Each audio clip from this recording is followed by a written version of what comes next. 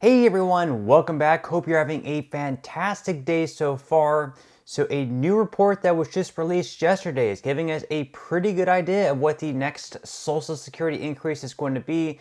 So we're going to be going over that. Plus, a new plan is being floated out there by lawmakers to possibly make Social Security solvent past 2033, but in turn could possibly hurt future retirees. So we'll be going over that plan as well. But before we go ahead and dive into the main content of today's video, if you would mind helping me out real quickly by just giving this video a like. That just helps out with the good old YouTube algorithm, and also consider subscribing to my channel if you have not already. Plus, if you would like to receive up to $9,000 in free stocks or $9,000 in free cash, in a pinned comment below, I will be leaving a link to Webull. All you have to do is once you click on that link is just sign up for a free account and then deposit at least 1 penny. At that point, Webull will be sending you at least 3 free stocks worth, once again, all the way up to $9,000. And if you'd rather just have the cash, all you have to do is once you receive those free stocks is just sell them for what they're worth and then transfer the cash value right back to your bank account. Okay, so diving right into our lead story of today's video, and that was the election that was held in New York yesterday for George Santos' seat. Of course, he was a Republican, and in that election, a Democrat actually ended up winning, and because of that, Trump was, pretty ticked off, to say the least. So former President Trump, according to The Hill, lashed out on Tuesday night after Democrats were projected to flip the New York House seat formerly held by disgraced ex-Representative George Santos. Trump, in a true social post, branded the Republican candidate in the special election in New York's 3rd Congressional District a, quote, very foolish woman, chiding her for distancing herself from the former president. In the post, he said Republicans just don't learn, but maybe she was still a Democrat, Trump wrote. I have an almost 99% endorsement and success rate in primaries and a very good number in the general elections as well, but just watch this very foolish woman, Mazi Melissa Pilip, running in a race where she didn't endorse me and try to straddle the fence when she would have easily won if she understood anything about modern day politics in America. Now, in some other news, of course, yesterday the Senate passed what was first going to be like the border bill, but later turned into more of a Ukraine border bill. And they actually had 22 Republicans joining all Democrats, except I believe Bernie Sanders, although Bernie Sanders is actually independent, even though he mostly votes with Democrats. And, we had the Senate Majority Leader Chuck Schumer urging Speaker Mike Johnson in the House to pass this bill, to vote on it as soon as possible so we get these $60 billion approved to go towards Ukraine. Of course, Mike Johnson does not want to pass this bill. He's already saying it's dead on arrival. But according to The Hill, fresh off victory of passing $60 billion for Ukraine through the Senate with 70 votes, Senate Majority Leader Chuck Schumer didn't waste any time pressuring Speaker Mike Johnson to bring it up for a vote in the House, and he rejected Johnson's demand that the Senate accept tougher border reforms to deal with the surge of migrants at the southern border. So Mike Johnson is saying, whoa, we can send $60 billion to Ukraine, but we can't have any funding towards our border or defend our borders here at home. Why are we helping our friends out abroad if we can't even help our own family and our children here at home? It just doesn't make sense to us. Therefore, it's going to be dead on arrival. And if you can't add any stricter border reforms in the bill, and we're only going to be helping out all these other countries and our friends abroad while we're letting our own family here at home struggle, it's just not going to make sense. Therefore, we're not going to pass the bill. So we'll have to wait and see. People are saying maybe we're not going to end up funding this war anymore. What's going to end up happening if the U.S. doesn't continue to support Ukraine? Is Russia going to take it over? We'll have to wait and see. Now, in some other news yesterday, there was actually a report that came out that's giving us a pretty good idea of how much an increase Social Security beneficiaries can receive next year in 2025 with the cost of living adjustment. So according to USA Today, older adults should expect a much smaller cost of living raise next year as inflation trends continue to slow. So based on January's Consumer Price Index report on Tuesday, Social Security's cost of living adjustment in 2025 is forecast at 1.75%, according to an analysis by the Senior Citizens League, a nonpartisan, nonprofit seniors advocacy group.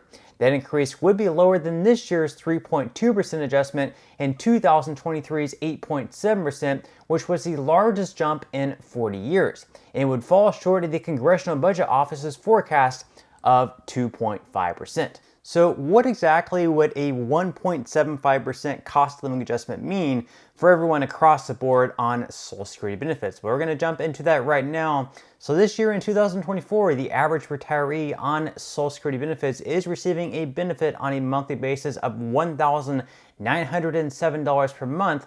Now, if they were to receive a 1.75% COLA for 2025, their new benefit would be increased up to $1,940, which would be an increase of right around $33. Now, as far as SSI individuals, this year the maximum amount they can receive is $943. With a 1.75% increase for 2025, that would increase their benefit up to $17 more, up to $960. And then as far as those on disability, the average benefit this year is $1,537 with the 1.75% cost of living adjustment for 2025. That's what it ends up being. There's going to be an increase of $27 up to $1,564. So obviously a 1.75% COLA would be the lowest in quite some time, with inflation continuing to trend downwards. Obviously prices are still climbing, but they're only climbing at 1.75% year over year, as opposed to 8.7% and 3% over the past couple of years. So prices are not going up at the same rate as they have been. Obviously, that's good news, and a 1.75% COLA would be right around what the Federal Reserve would be shooting for.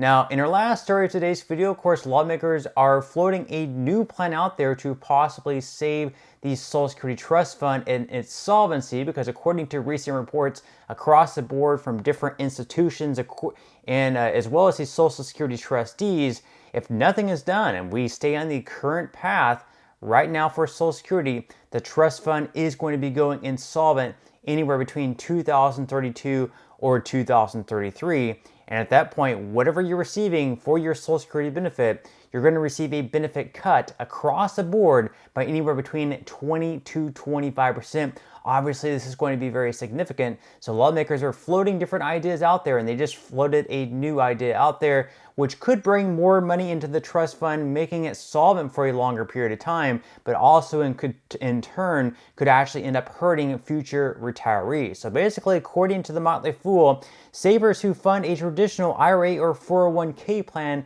get to shield a chunk of their income from taxes. This year, IRA contributions max out at $7,000 for savers under the age of 50 and $8,000 for those 50 and older. The limits for 401ks are even higher, $23,000 and $30,500 respectively.